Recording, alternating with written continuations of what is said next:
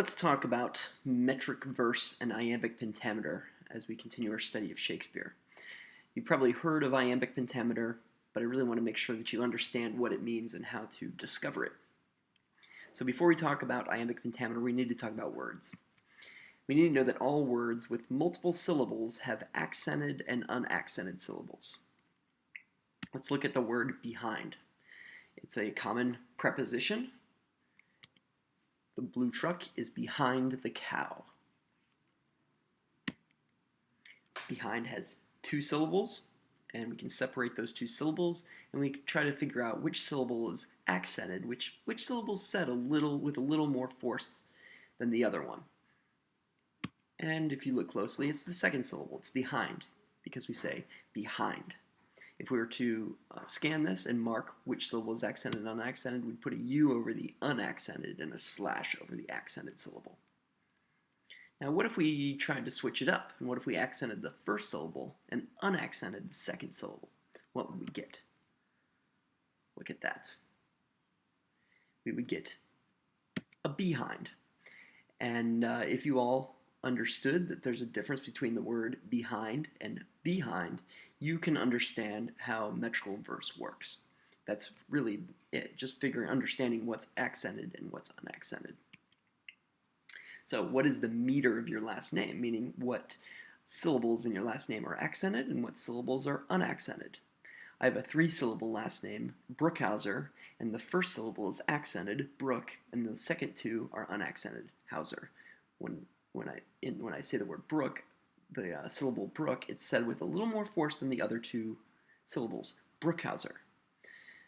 Let's look at Shakespeare. Let's first separate Shakespeare into two syllables, Shake and Speare.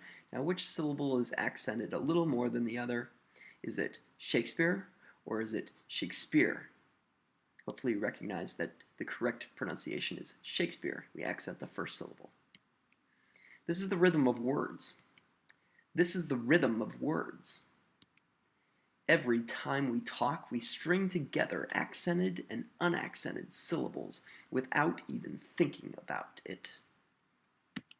Poets think about this stuff.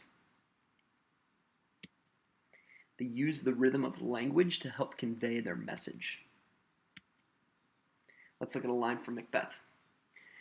Macbeth, Macbeth, Macbeth, beware Macduff.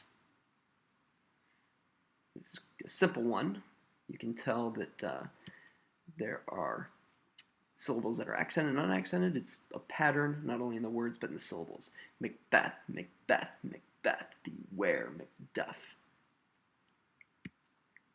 Let's look at a little more complicated line. But screw your courage to the sticking place, and will not fail when Duncan is asleep. Depending on how you read this, you can read this with that same pattern as the last lines, but screw your courage to the sticking place, and will not fail when Duncan is asleep. Lines like these are written in Iambic Pentameter. Now, what's Iambic Pentameter? First, we need to know what an iamb is, and an iamb is a type of foot.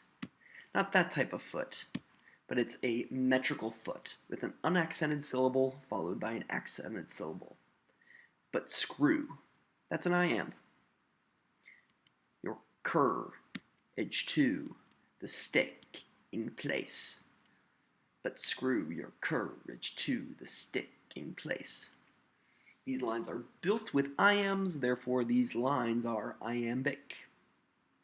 Now, how many iambs are in each line? There are 5 in each line. You can count them. And the ancient Greek word for 5 is pente. Therefore, that's how we come up with iambic pentameter. Thank you.